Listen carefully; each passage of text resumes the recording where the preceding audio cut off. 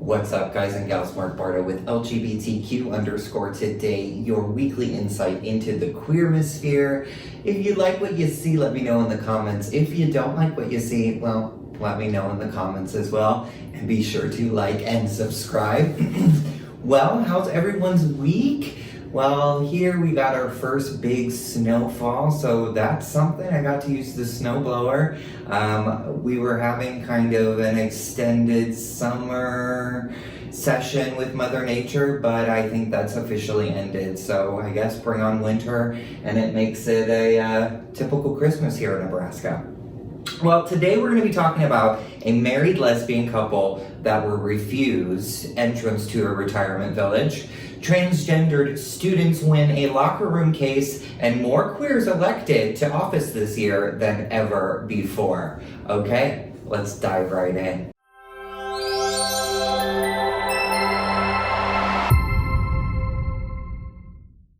Mary Walsh and Beverly Nance have been together for 40 years and married for 10. This is my type of relationship, Jason. Are you listening?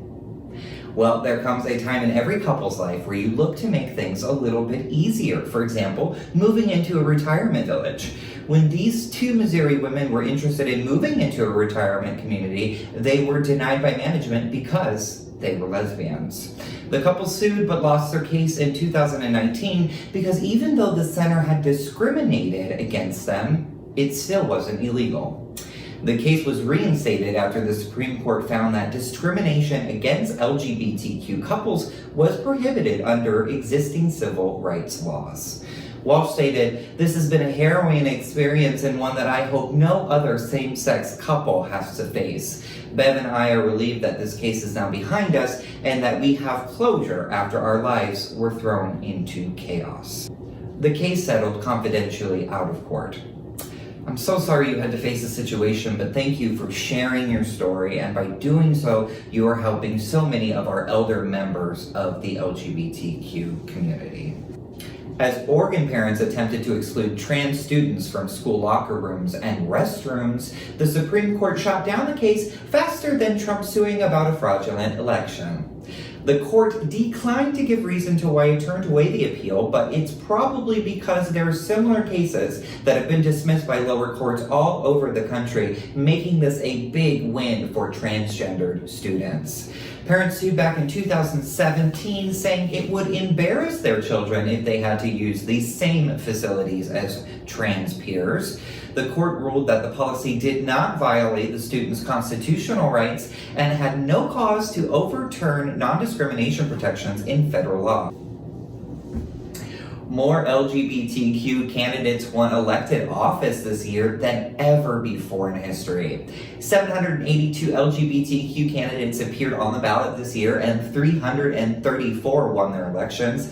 What a victory! That means that 42.7 LGBTQ candidates won their elections in November. I'm so proud to see this, and so was Anise Parker of the Victory Fund, as she stated, "In one of the most vitriolic and unprecedented election cycles of our time, LGBTQ candidates continue winning elections in numbers in parts of the country thought unthinkable a decade or two ago." I couldn't agree more with her. You know, I love the phrase representation matters, and girl, we are represented. Next year's Congress will be the queerest yet, with 11 representatives identifying as LGBTQ, and 20 transgendered or non-binary candidates also won their elections this year. So to all the candidates out there, all the LGBT candidates, whether you won your election or you lost, you rock, and keep up the good fight.